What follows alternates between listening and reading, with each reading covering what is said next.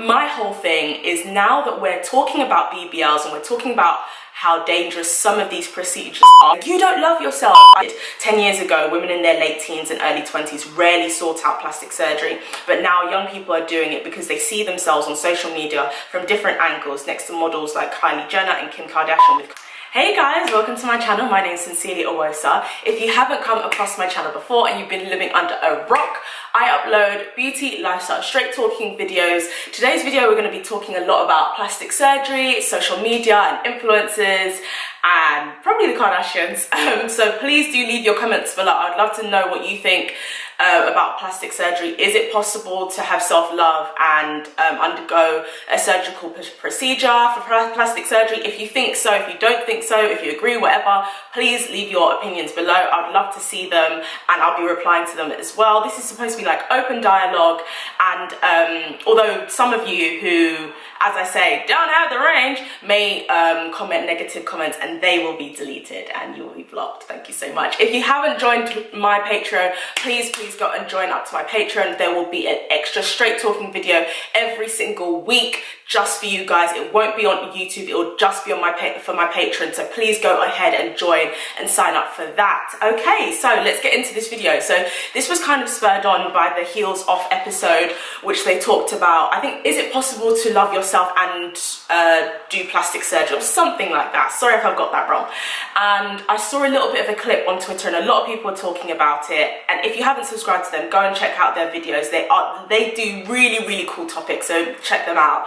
And I just wanted to add a little bit of context to this discussion when we are talking about plastic surgery. Now, I will be looking down because, as you guys know, I do like to do a bit of research and have some notes. But a lot of people think that plastic surgery is kind of like a new phenomenon, and it's not. Like in the 80s and the 70s, and probably even a little bit before that, actually, I remember in the golden age of Hollywood, a lot of people were undergoing surgery, but it wasn't as common as it started to be in the 70s and 80s when celebrities started doing it. And that's when the public kind of saw it as a more popular thing to do. And then when it came to the 2000s, obviously when we had the surge of reality TV, you start seeing people like Paris Hilton and the Kardashians, and that's when plastic surgery gained even more notoriety. And then when you come forward to the last 10 years, like the 2010s era, you've got social media really kind of pushing a new wave of more people having plastic surgery, and also just the attainability. It's more attainable now, and I think you can pay in installments and things like that. And the International Society of Plastic Surgeons saw an increase in not just the type of patients that were coming in, but the requests were more so they would bring out their phone and they would have a picture, the patient would have a picture of themselves with an Instagram filter or a Snapchat filter, and they'd be like to the doctor, can you make me look like this? So the link between social media filters is now I was reading a lot of Dr. Miami's statements on social media, and basically he said the influence of social media is enormous and it can't be overstated. 10 years ago, women in their late teens and early 20s rarely sought out plastic surgery, but now young people are doing it because they see themselves on social media from different angles next to models like Kylie Jenner and Kim Kardashian with curvaceous bodies.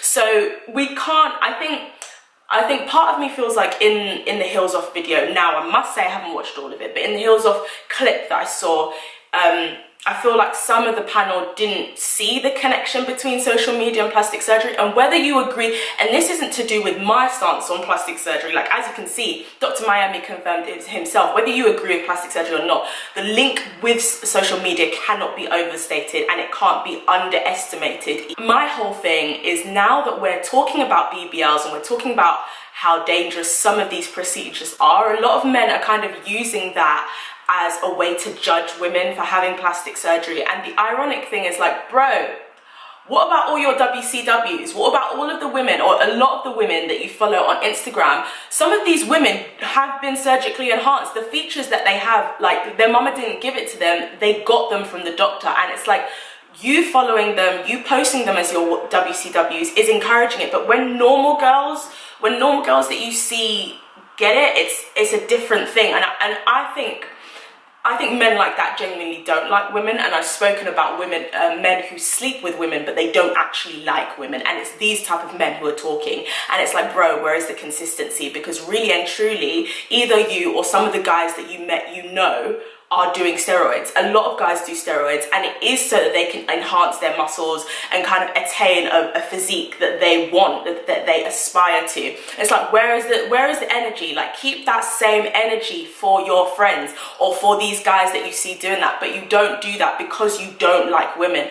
This ownership over women's bodies as well, that men feel like their statements or their opinions over women's bodies are always valid and they have some sort of ownership over us, which I think complicates the issue of plastic surgery even more. Now, what a lot of research is saying is that a lot of 9 to 10-year-old girls, this research was done in America, but a lot of 9 to 10-year-old girls feel better about themselves when they're dieting, and that's scary enough at the fact that they're dieting at such a young age. But I don't think men understand that the pressure on women to attain a certain type of look is extremely immense. They use 3 to 4 times more photoshopping and editing, airbrushing, all of that on women's adverts compared to men's adverts. The editing that they do on men's adverts is very, very minimal, and there's a reason for that. By the time young girls reach the age of 17, they've already seen 250,000 images and adverts telling them that they need to become some sort of sexual object. So women do face a lot of pressure that you don't as men, and there needs to be compassion for that, and that's why it's understandable why a lot of women may consider going under the knife. I do think as well that this whole thing of shouting at women saying, you don't love yourself, I don't know if that's very helpful. I feel like it's not going to have the desired effect. I think that's only going to make someone feel defensive and angry. Like, I don't think it's productive in any way. I don't think it helps things. I think it just makes things worse, and it just causes divisiveness. I don't think a lot of people on this earth have completely attained self-love, whether you have gone under the knife or not. Self-love is very, very difficult to attain in a white patriarchal world, especially as a woman, because there are so many, especially when you take into account capitalism. Capitalism is always telling us we need more, we are less, and we need more that the world can give us, whether it's a bag or a handbag or hair or straight hair or long hair. There's so many different things, and especially when you take into account Eurocentricity and the standards of beauty. And so having someone say you don't love yourself when you yourself may not have achieved the level of self-love yourself is super hypocritical, and it's not productive. I think when we're talking about this, we need a lot of love and sensitivity because of the pressures of our society, but also the fact that women's bodies are policed enough as it is. And I think women who are going under the knife, I think they need to be listened to a lot more instead of being spoken over.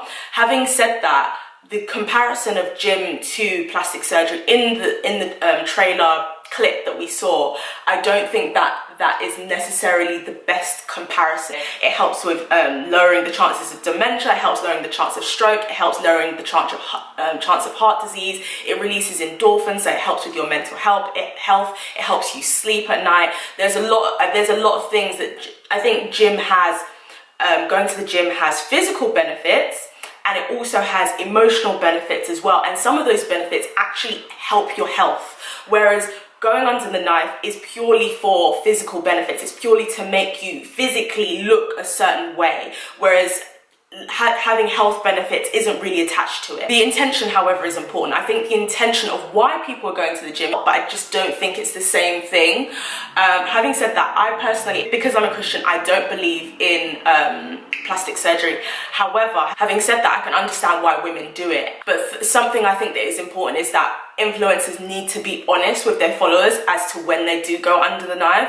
And I think it is a slippery slope, because being an influencer, I think young women are susceptible to think, oh, the grass is greener, I can look like that, I can have that kind of lifestyle. But once again, that's why it's so good that there's different types of influencers. I think it's important to have a range of different body types that we see online, so that people know that there's not just one way to look. And I think it's also important that we have realistic body image ideas as well.